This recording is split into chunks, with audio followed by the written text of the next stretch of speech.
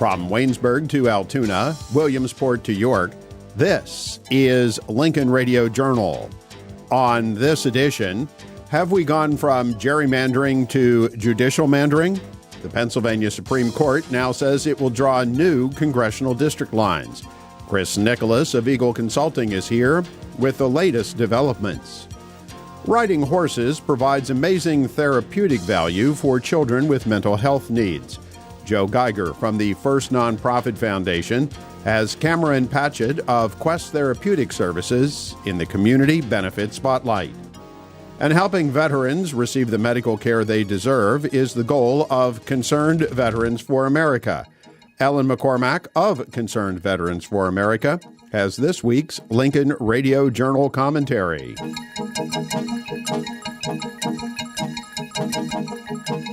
I'm Loman Henry, and welcome to Lincoln Radio Journal. We'll get to Chris Nicholas in just a couple of minutes, but first, news headlines from PAtownhall.com. There is a bit of good news for the Pittsburgh International Airport. Just under 9 million passengers utilized the airport in 2017. That is an 8% increase over 2016. According to the Allegheny Institute in Pittsburgh, that is the largest year-over-year gain at the airport since the turn of the century. Helping to drive the increase is the fact more flights have been added to additional destinations, but Pittsburgh's increased passenger flow is not unique among the nation's mid-sized airports. In that category, Pittsburgh International ranked fourth. Taxpayer subsidies, though, have played a large role in underwriting costs of using the airport and have helped fuel the growth in passenger usage. The Pennsylvania chapter of the National Federation of Independent Business this past week expressed what it termed grave concern over the failure of the State House of Representatives to pass a bill that would have created a drug formulary within the Pennsylvania workers' compensation system. That measure would have set guidelines for treatments and prescriptions based on widely accepted medical standards. If passed into law, the measure would address painkiller overprescribing, fraud in the system, and would have helped to control costs. Kevin Shivers of NFIB faulted the lawmakers who voted against the provision for failing to take what would have been a key step in combating opioid abuse and addiction. The Republican Party of Pennsylvania this past weekend voted to endorse Congressman Lou Barletta for the United States Senate, along with York County State Senator Scott Wagner for governor and Montgomery County businessman Jeff Bartos for lieutenant governor. If nominated in the May primary, Barletta would face incumbent U.S. Senator Robert P. Casey Jr. in November. Wagner and Bartos would face incumbent Governor Tom Wolf. However, Wagner and Bartos face primary opposition from retired Pittsburgh businessman Paul Mango, who earlier this week named Washington County Commissioner Diana Irie Vaughn as his running mate. The primary election will be held in May. Read about these stories and more at the all-new PAtownhall.com. The Pennsylvania Supreme Court has ruled the congressional district lines in effect since 2012 are unconstitutional. The legislature offered a new plan which has been rejected by the governor, so the court plans to impose its own congressional district map. Here to talk about this unprecedented situation is veteran political consultant Chris Nicholas of Eagle Consulting. Chris, welcome back to Lincoln Radio Journal. Chris, as we look at the situation with these congressional district lines, we find ourselves in uncharted territory, an unprecedented situation. Can you, for those who may not have followed it all that closely, explain what has happened and how we've gotten to the point we are at the moment? For normal people with regular lives, yes, they're probably not keeping up on those moments. But right now, all 12.7 million Pennsylvanians can't say what congressional district they live in. The congressional redistricting map that was passed in 2011, which we used without incident in elections in 2012, 14, and 16, has now been thrown out and said is unconstitutional by the Pennsylvania Supreme Court. So now, kind of under the gun with elections about to start, they've said you need to draw a new map. So we have a lot of people in limbo, not just people, but also candidates. If you're a candidate out there and you don't know what district you're in, how do you campaign? What about all the money you may have spent to date advertising to people that may not now, when they redraw the maps, be in your district? So normally you redraw maps once a decade in the year ending with 1. So now we're thrust into this unprecedented position of having to do them again in an even year. In fact, this week, petition season started. Everybody who gets on the ballot in Pennsylvania, from precinct committee to president, has to get a certain number of signatures from members of their party to get on the ballot. And because of all this uncertainty, they've rescheduled the petition circulating time, but only for congressional candidates. So right now you have people out there running for governor, U.S. Senator, State House, State Senate. They're getting their signatures, but the congressional folks are standing on the sidelines because, like I said, no one can say, do I live in District 11? Do I live in District 17? Do I live in District 6 or District 7? So there's lots of uncertainty out there that's like the animals have taken over the circus. We've both referred to the fact that this is unprecedented. Normally, and this is obviously not normal, when there are challenges that go up the ladder of the courts, and it is not uncommon for redistricting plans to end up before the Supreme Court of the state. But doesn't that usually happen, as you pointed out, in the year ending with 1? Wasn't 2011 the time when these challenges normally would happen? Now we've actually elected congressmen and congresswomen 3 cycles. Why now? What changed that made this all of a sudden 8 years into the process, 7 years into the process, unconstitutional? I think for Democrats, 2 things happened. One, Donald Trump happened. So as part of their quote-unquote resistance to him, it's been activism against what they see as gerrymandered maps. And since 2011, the Democrats have taken a majority on the state Supreme Court. So they now see that as a reliable backstop to them. In criminal matters, and obviously this isn't a criminal matter, you've heard people talk about how long can you be liable for something. After a certain time, you can't be prosecuted. Well, I would say this about the maps. In 2011, we had a vote in the House and Senate. Many Democrats voted for this map. Then Governor Corbett signed it, and off we went. So this is getting into banana republic territory where 2/3 of the way through the 10-year cycle, you say, oh, no, we have to redo these districts. And there are some states in the South that are under special federal rules in terms of the racial makeup, but Pennsylvania is not part of that. So it's really just now political. Republicans like myself say that Democrats have weaponized their congressional campaign ineptitude because they look at the map and say, we should win more districts. And I say, well, there's a couple districts that have more registered Republicans than Democrats, and you can't even field good candidates there, let alone win races. And the Democrats say, no, look at the share of the vote we have statewide.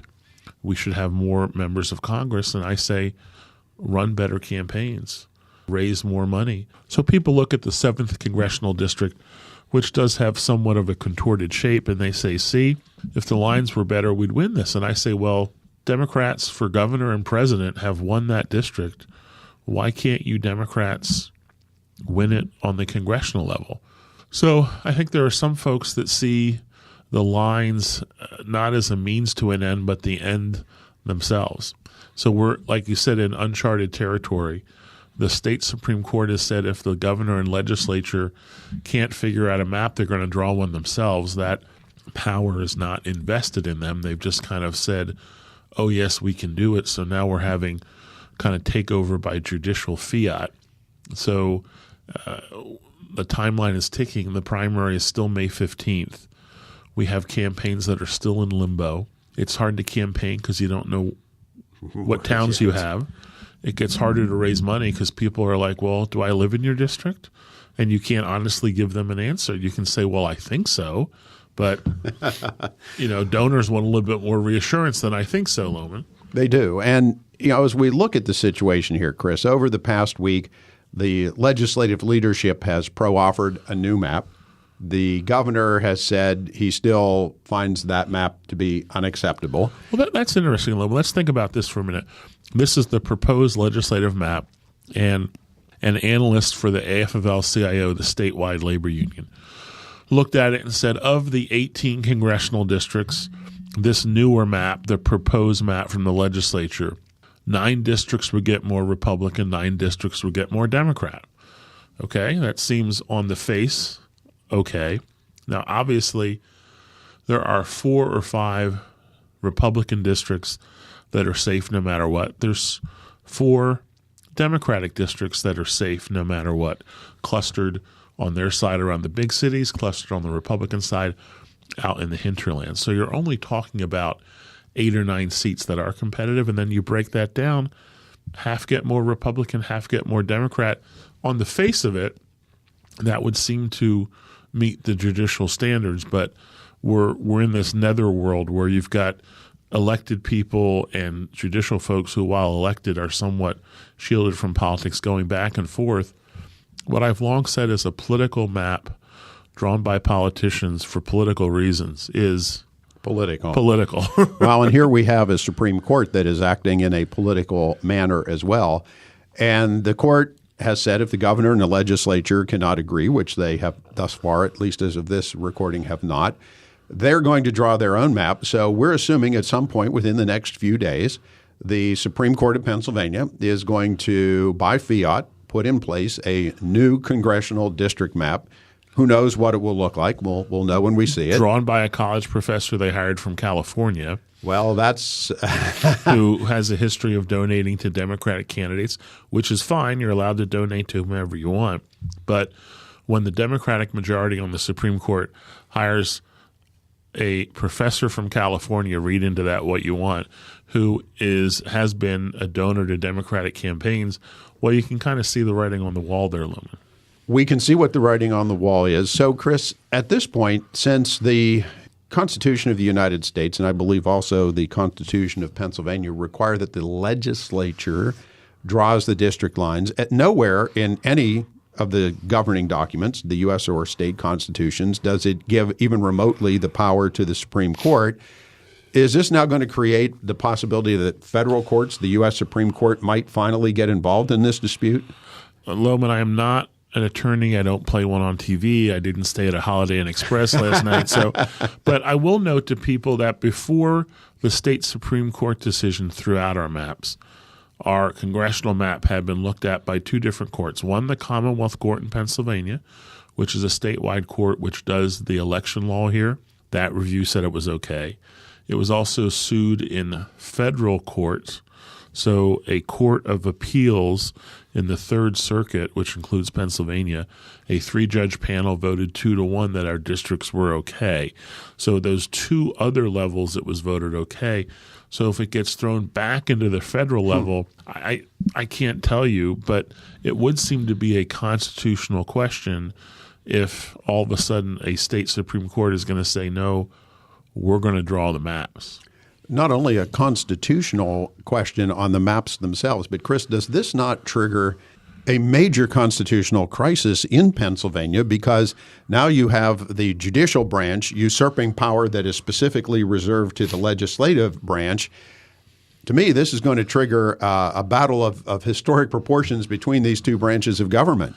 They are separate but equal, and I don't know how that would turn out, Loman, but I would not want to be the state court system in about a month going before the legislature to ask for their appropriations for the next fiscal year from the state, because I'm sure there'd be a lot of legislators who would be like, buy your own pens and chairs and judicial offices. Well, the legislature has the power of the purse. Of course, the legislature has the power to redraw maps, and the courts took it, so they might try to take that power as well. The last thing I would say, Loman, is, again, we don't draw maps to draw maps. We draw maps so we can have free and fair elections. Okay?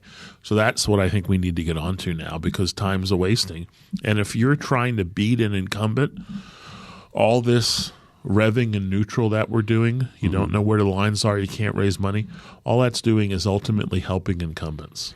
Well, we are going to continue to keep a very close eye on this. It's going to be rapidly developing over the next couple of days and weeks, so we'll keep you informed. Right now, we have been talking with Chris Nicholas, a veteran political consultant. He runs Eagle Consulting. Chris, if we have listeners who would like to get your Twitter feed on this, perhaps view your website, how can they do that? Website is eagleconsult.com. I'm very active on the Twitter, as we call it. Eagle63 at Eagle63 is my Twitter handle. Join the conversation. Thank you, Chris Nicholas of Eagle Consulting. Quest Therapeutic Services operates a pilot program that treats children and adolescents through equine-assisted therapy. Joe Geiger from the First Nonprofit Foundation gets details from Cameron Patchett of Quest Therapeutic Services. Joe? Thank you, Loman, and thank you, Cameron, for being a guest on the Lincoln Radio program. Hi, Joe. Thanks for having me. Cameron, would you share with the listeners a little bit about the Quest Therapeutic Services, Inc. program? Give them some background. Quest was founded by physical therapist Sandy McCluskey in 1996 with 6 children. Since then, Quest has evolved into a full-time 501c3 not-for-profit program serving over 100 children per week. So in 2005, we opened up our state-of-the-art facility in Westchester, Pennsylvania. We have 2 indoor therapy rooms. We have a large heated indoor arena with dust-free footing. We have our outdoor playground and sensory area where we utilize our natural environment. And what we do is we provide therapy, physical therapy, occupational therapy, and speech therapy to children with a variety of diagnoses and disabilities. Some of those include cerebral palsy, autism, Down syndrome, low muscle tone, speech delays, attention deficit disorders, and general developmental delays. What are some of the ways that you translate those therapies through horses? Technical term, hippotherapy, refers to how physical therapists, occupational therapists, and speech therapists use evidence-based practice in using the movement of the horse to engage the child's sensory, neuromotor, and cognitive systems to help us key in on functional goals. So when a child is positioned on a horse, certain multidimensional movement patterns are reinforced over and over again throughout our sessions. So this really helps us to enforce those motor learning or sensory integration goals that we're working on.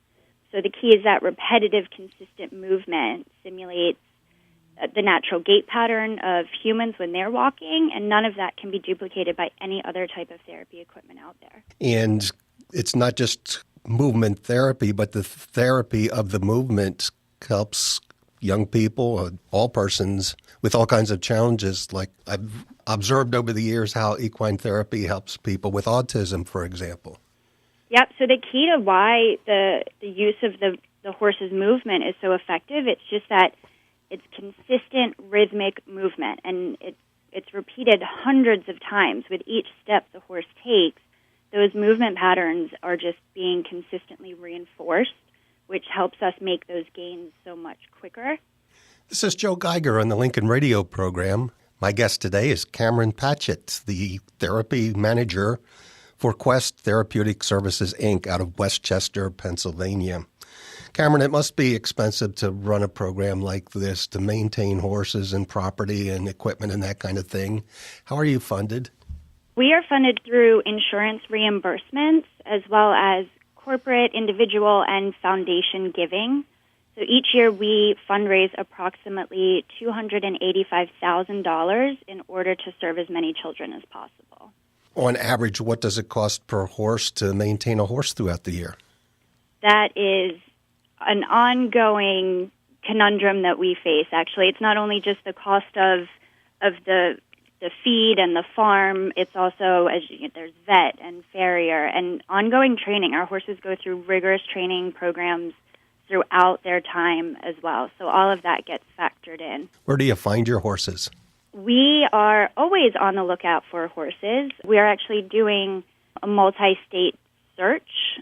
We pick our horses based on the size, based on the movement that they impart, obviously based on their temperament, their tolerance.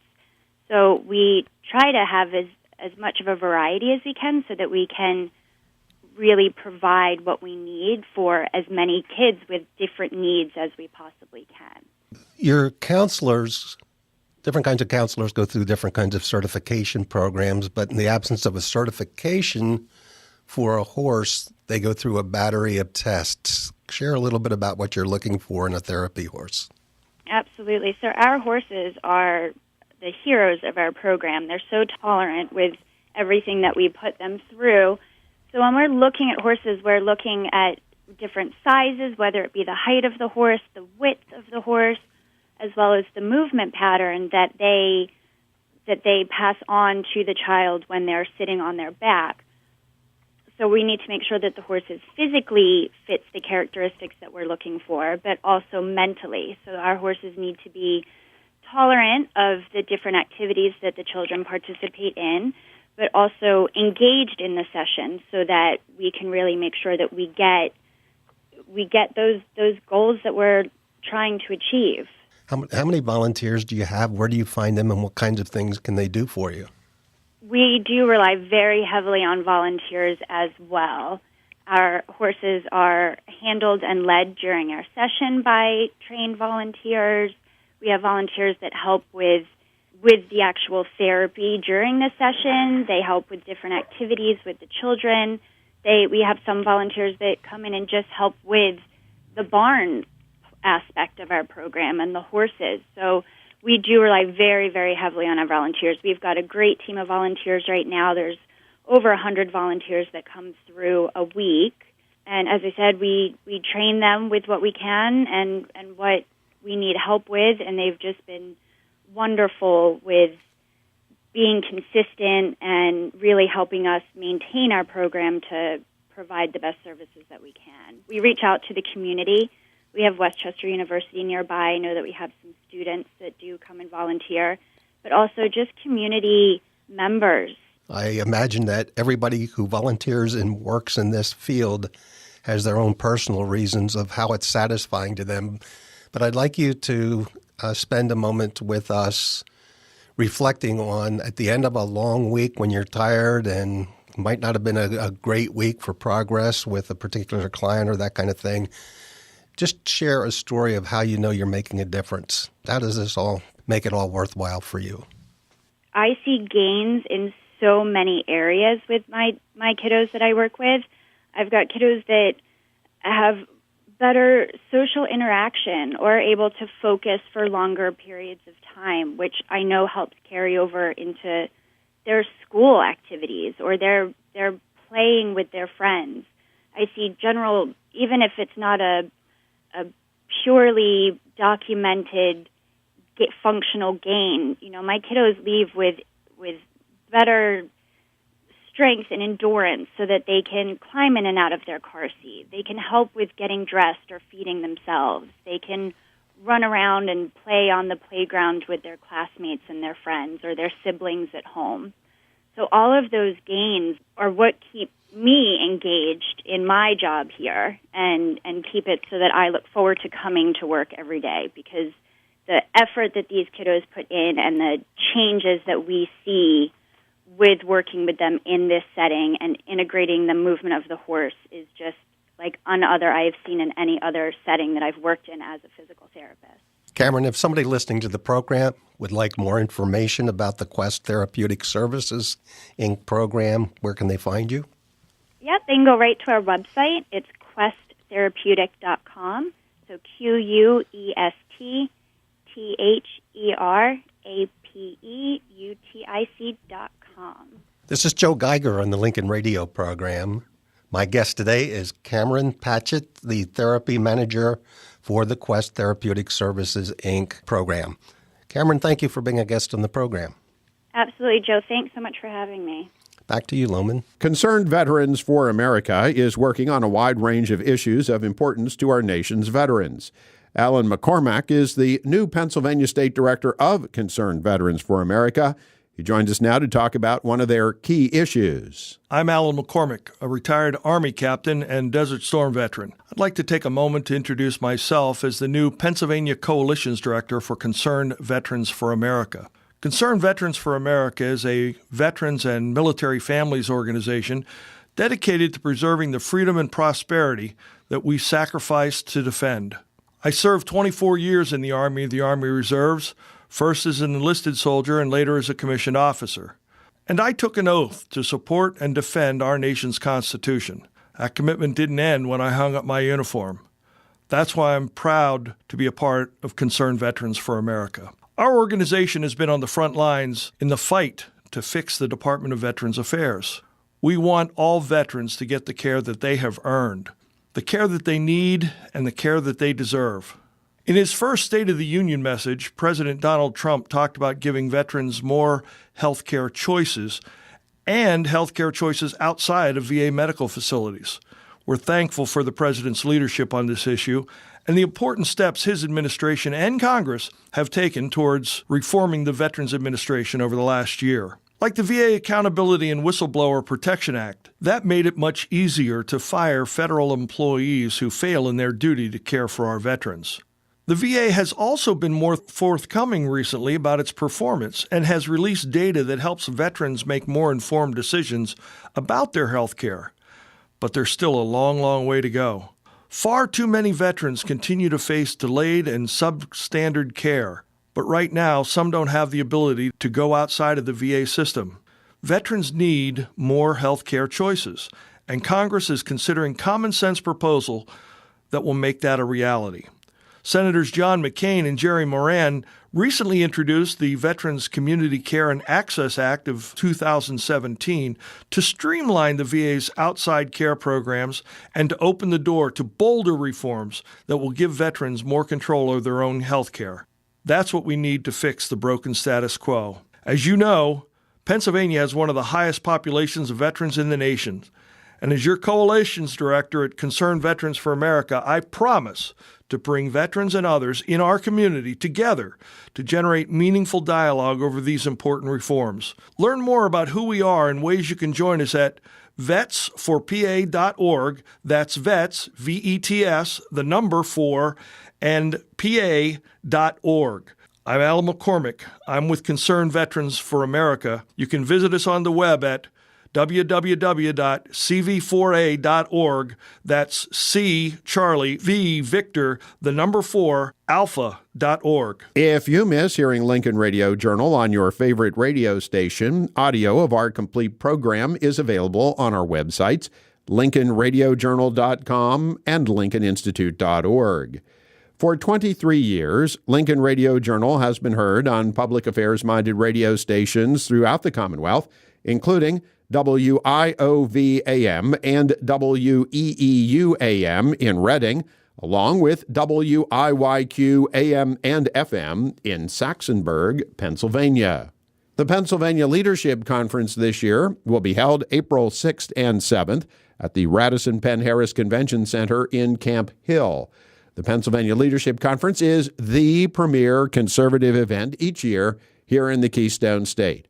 This year's featured dinner speaker will be Fox News contributor Byron York. There will be a wide array of speakers, including former U.S. Senator Tom Coburn, along with issue panels and workshops. You can get complete information and register for this year's Pennsylvania Leadership Conference at paleadershipconference.org. The Lincoln Radio Journal is produced weekly by the Lincoln Institute of Public Opinion Research, Incorporated.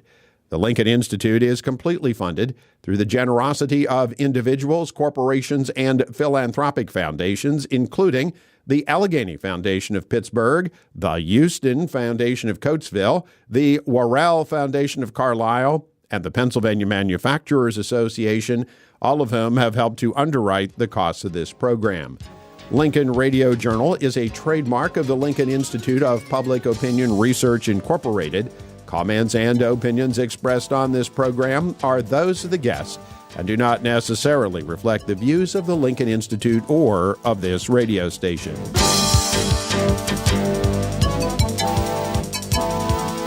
From the Lincoln Broadcast Center in Harrisburg, I'm Loman Henry. Thank you for listening to Pennsylvania's most widely broadcast public affairs radio program, Lincoln Radio Journal. Plug into the pulse of Pennsylvania.